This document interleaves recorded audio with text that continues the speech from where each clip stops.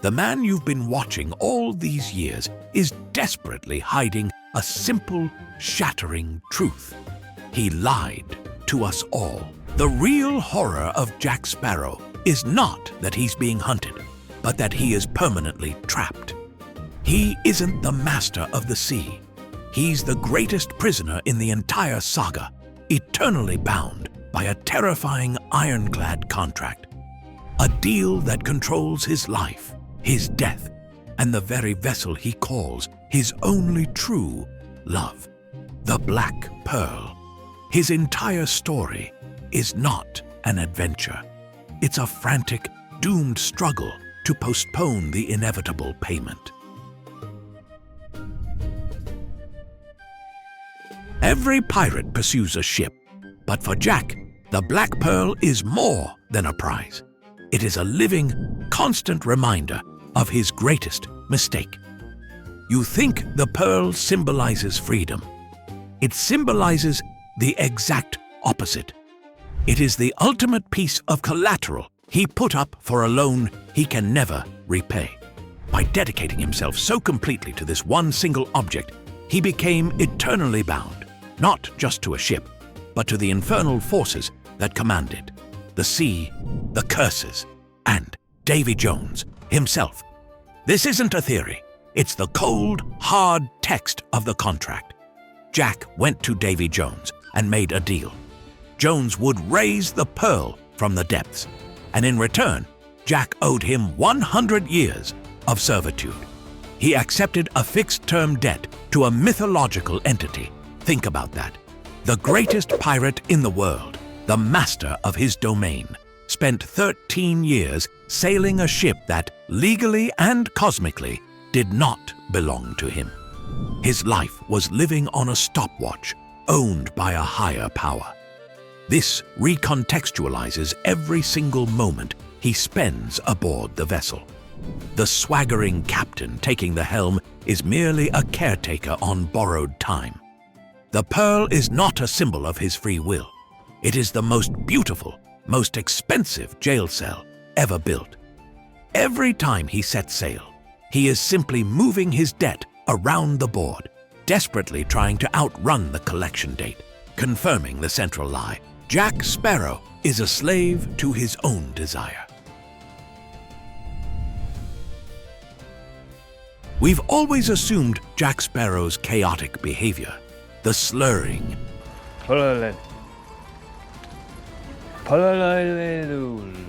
the elaborate escape plans. You're mad.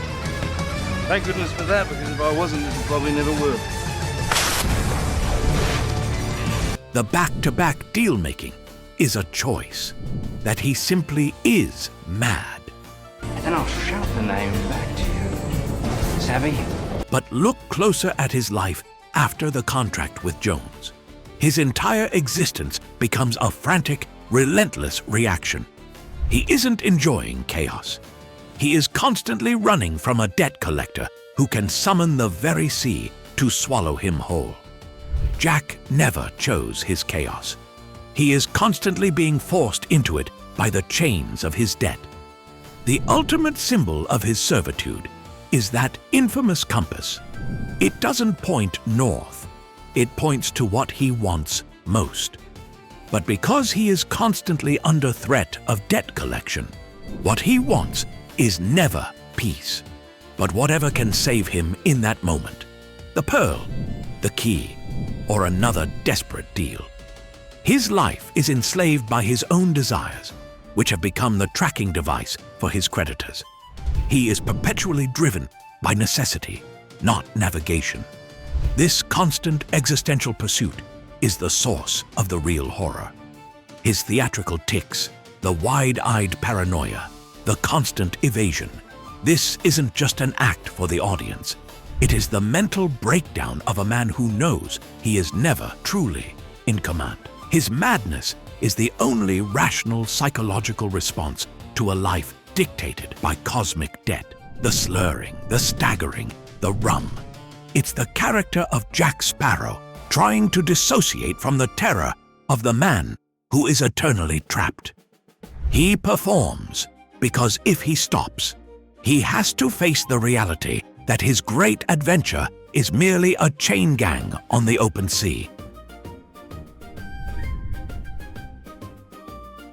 The true tragedy of Jack Sparrow isn't the original deal for 13 years of the Pearl's command. The real mythological price is the realization that he accepted an eternal cycle of servitude. Every time he seemingly frees himself from a curse, a jail cell, or a debt, the universe immediately finds a new mechanism to pull him back into the sea's service. He is the sea's perpetual property, not a hero. He is constantly being recycled back into a position where he must either bargain or run. This is the devastating final flip. Every victory Jack achieves is an illusion. Killing Davy Jones, destroying the Kraken, defeating Barbossa, these are not permanent triumphs over freedom. They are merely brief, momentary pauses before the ultimate creditor, the terrifying, inescapable ocean itself, resumes the collection process. His entire saga is not a series of grand adventures. It is simply the longest, most elaborate, and most exhausting payment plan in the history of piracy. So the real horror of Jack Sparrow is the knowledge, buried deep beneath the act, that he can never truly escape. His curse isn't the RUM or a specific monster. It is his own desperate grand act of rebellion, which he knows is nothing more than a temporary delay tactic against a terrifying, inevitable master. He lied to us all, but most tragically, he lives the lie every single day just to keep sailing. If you want concrete proof that Jack Sparrow is controlled by debt, you only need to look at his hand. The most revealing evidence in the entire saga is the black spot. It's not a magical affliction. It is the ultimate, non-negotiable notice of collection from his creditor, Davy Jones. Think about the moment Jack sees it appear on his palm. His iconic swagger evaporates instantly. His elaborate, chaotic plans suddenly become frantic. That is the reaction of a man who knows the clock has hit zero, and the bailiffs, in this case the Kraken itself, have arrived. The slurring and the back-and-forth deal-making we see in Dead Man's Chest are not quirks of character. For a man whose entire image is built on being the ultimate rogue, the lone wolf, the master of his own destiny, Captain Jack Sparrow is paradoxically incapable of being alone. This is not a choice. It is a tragic necessity of his contract. The Black Pearl is too powerful for one man. The speed, the mystery, the performance of command, it all requires a supporting cast of betrayers, scoundrels, and human shields. When he is alone, he is slow, paranoid, and vulnerable. His perpetual need to seek out and manage a crew, knowing full well they will betray him, like Gibbs, Barbossa, and every other sailor, is merely another form of mandatory compliance with his debt. Jack Sparrow's chaotic, theatrical behavior is the ultimate psychological horror show. We've always assumed the slurring, the staggering, and the excessive flamboyance are choices, the antics of a master manipulator. But if we accept that he is a permanent slave to a cosmic debt, his behavior can only be seen as a form of rational madness. He is performing a massive, exhausting act of dissociation from reality. If he were to ever stand still, sober, and sane, he would be forced to acknowledge the terrifying, simple truth. He is not in command of his own life. His constant, elaborate performance is the only way he can prevent his sanity from collapsing under the weight of his eternal debt. He is not Captain Jack Sparrow. I'm Captain Jack Sparrow. For the benefit of an audience, he performs this role for himself, desperately trying to keep the terrifying knowledge of his bondage at bay. His madness is the only rational psychological response to a life dictated by an inevitable master. Jack Sparrow's entire status as the greatest pirate relies on a public image of absolute, reckless, untouchable freedom. If he ever admitted his prized possession is, in reality, a debt obligation to an ancient sea monster, his power, his reputation, and his entire identity would collapse. He is constantly performing. His saying, "The pearl is freedom," is the ultimate piece of misinformation he tells the world, and perhaps even himself, to keep the illusion alive. What the Black Pearl really is freedom. By calling it freedom, Jack is actually performing his greatest, most desperate trick, convincing the world that his most profound form of slavery is his most cherished form of liberty. Everything we've just discussed, the black spot, the prison of the pearl, the forced performance of madness, is accurate to the profound, tragic arc established in the original trilogy. If we take those first 3 films as the absolute, true canon, which many people do, we can stop right here, and the conclusion is sealed. Jack Sparrow is an eternal slave.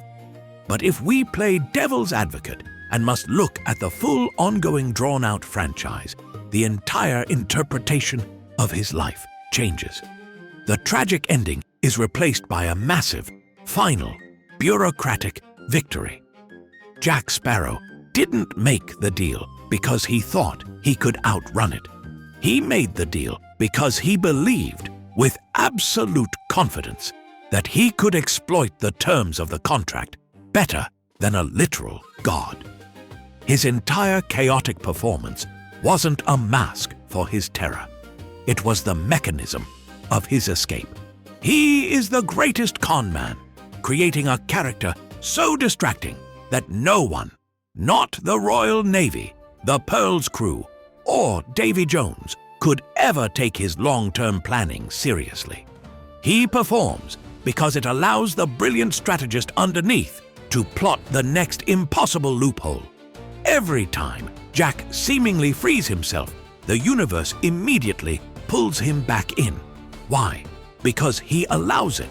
He knows that every new debt, every new curse, every new threat comes with a new contract, a new set of rules, and therefore a new loophole to exploit. The later films introduced the Trident of Poseidon, an artifact that breaks all curses and debts of the sea. The terrifying certainty was that Jack could never escape the ocean's eternal debt, except that he did. He manipulated events to destroy the very mechanism that enforced his debt, walking away with a clean slate and the Black Pearl. His final act wasn't a sword fight. It was a bureaucratic masterstroke. He won. The greatest horror of Jack Sparrow is the certainty of his debt, but his ultimate truth is that his chaos was the disguise he wore while he quietly prepared to win the longest, most expensive, most brilliant game of chess in pirate history. Bring up me hardy Joe. But if you thought Captain Jack Sparrow was the only charismatic Disney legend secretly trapped by a magical contract, click here to see the real tragedy of Aladdin's genie. Thanks for watching.